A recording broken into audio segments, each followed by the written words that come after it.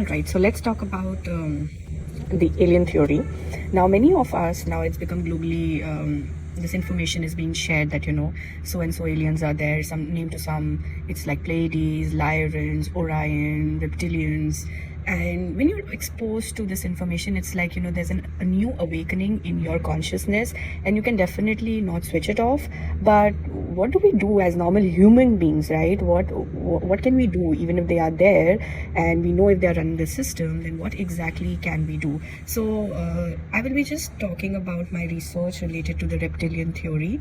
Now, one of the main persons that I have been following is David Icke's work about reptilian theory. So he says that, they are controlling you. So the reptilians are basically functioning. They control us via spreading fear, trauma, and they kind of create this illusion, right, that there is a lot of fear and chaos. And what happens is, because they create that, humans want a safe space, right? They want safety, security. So they are creating these things in order to kind of control, command, and rule over the human population. Now, there is something known as divine free will, which is like a divine right of the soul. But they are kind of, because when you're in fear and you're looking for safety and security, then you're ready to do anything. So you kind of fall back into their system that they have created, and they we end up becoming slaves. So if somebody has seen this, I was seeing the series called The Bunker on Netflix, and they show how this company targets the billionaires, or so the top people, and they have the capacity to kind of create these illusions on a world large scale that the World War III is about to break, and this puts these billionaires in a state of fear for themselves and their families, and they're pushed into the bus. So they all go into the bunker, and the series. So the concept really caught my attention. Like, what if somebody has the power to, on the world scale, create this? And again now, especially after COVID, many people are talking about so and so event. It was just created to make you keep you in fear, keep you in chaos.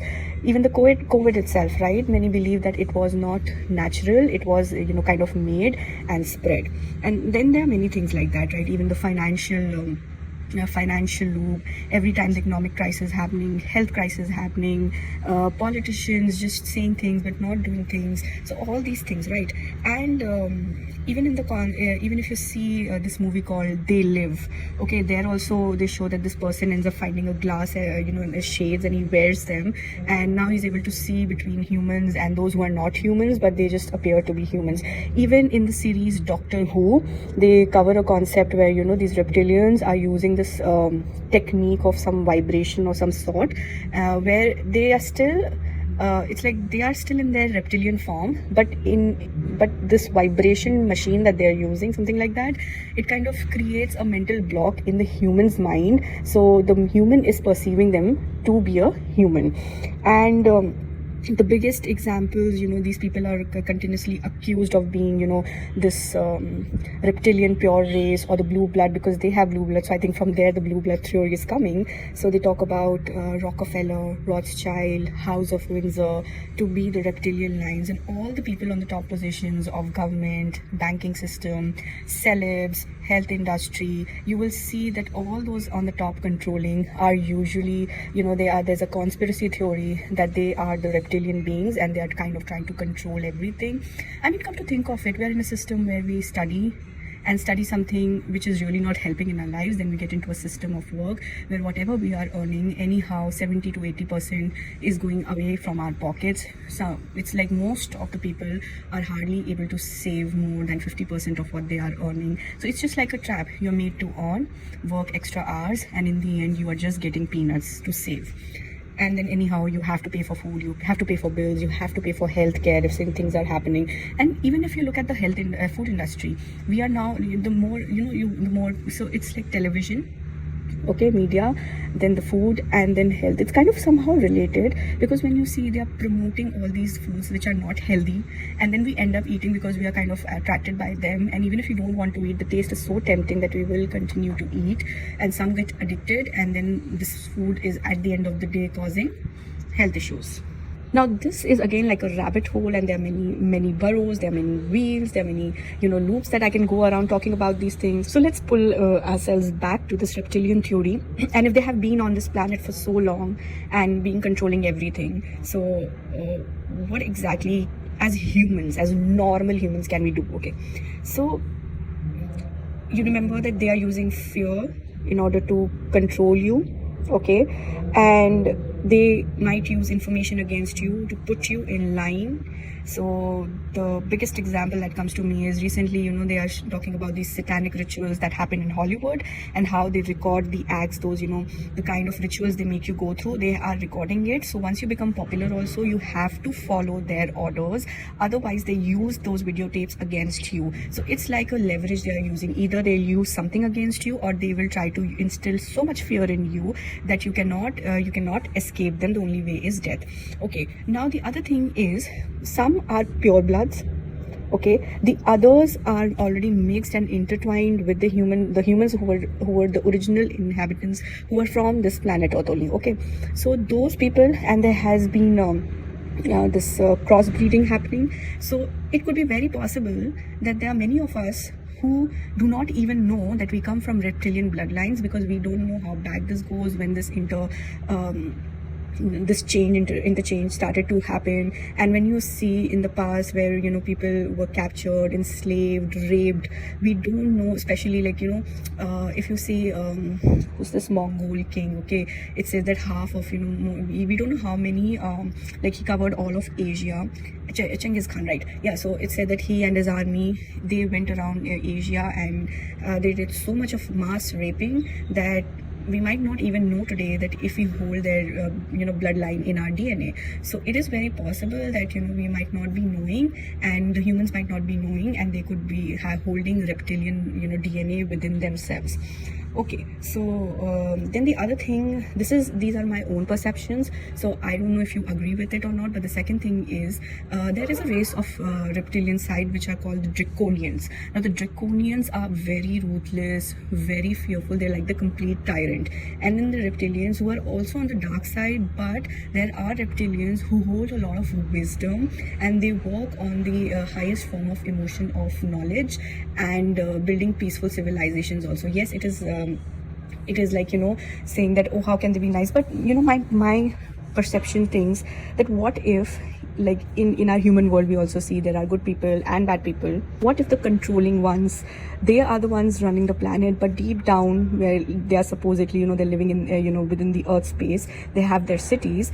What if they are controlled over there also? They are made to feel that humans are evil, and we are trying to protect you by going on the planet Earth. Like, if you see the division and the conflicts created via politics, via religion, and it's we are pitted against each other as humans, always based on these external factors of religion, culture, nation, politics, and there's so many barriers, genders, race, and we are always kind of, it's like this hen fight or something that is called, I'm not sure, where you're kind of put against one another and you keep fighting, but there is no peaceful solution, right? So we don't know, what if their own population, their own people are kind of made to live in this illusion, and they are put there, and there are only few who have the control, and they're able to come and enjoy up on the surface. So anyhow, let's go back again. So what should a normal, so all this is like, why? So once I'm kind of exposed to this information, right?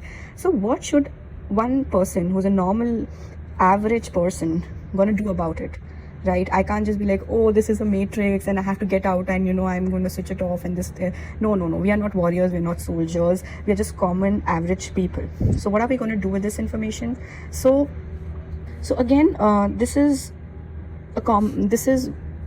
via my own study, which is very, very basic. Okay, I'm not an expert in anything. So following the spiritual teachings to the alien theories, this is what the balance I think that I've bought is, that the more you hear about these beings controlling or sitting on top of the surface and controlling the planet, they are continuously using fear. Even if you read about these satanic cults, okay, they use young children. They are torturing them brutally before killing them. So it's something to do with the chi life energy, that it's kind of pure in the young children, and therefore they kind of enjoy. That brings a lot of thrill in these reptilians when they are more young. Even when you hear the pedophilia people, so pedophilia people will also say, especially all sitting on the high up there, the only reason it's growing and it's right there and nobody's able to control is because there are very people high up sitting up in the positions which are kind of allowing things to happen. That means there is a large demand by such people, okay, and only people in power have the capacity for these things to keep running.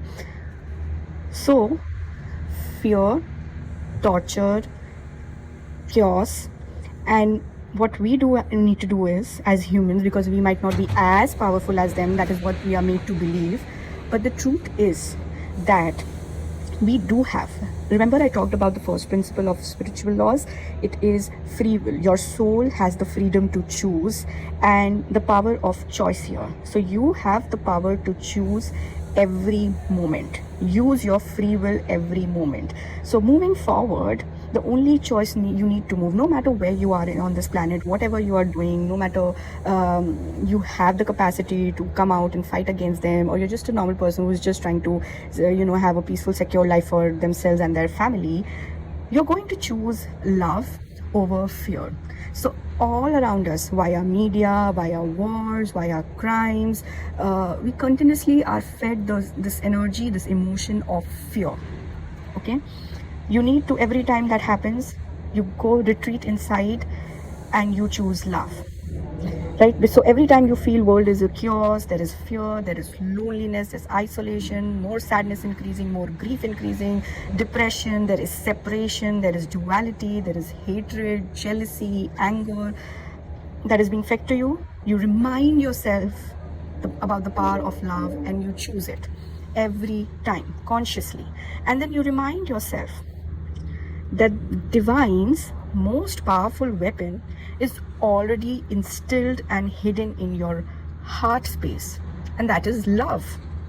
Every moment, the more you make this conscious choice, because this is the only thing that is going to break you from the matrix, the illusions that they have created.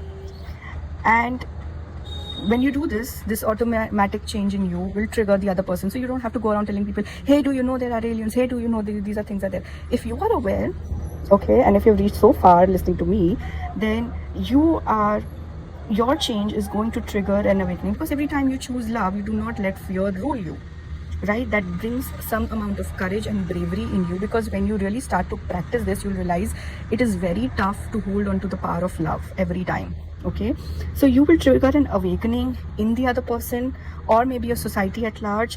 So remember this chain reaction game that we had, it's just like that. So my final thoughts: do not give in to the fear. Remember the power of love that is instilled in you by the divine itself. You hold the power within, so believe in yourself. And remember, these are beings of lower density. They're coming from other dimension, so they feed off fear and darkness, right? And humans have the potential to open and expand their heart to unconditional love of divine.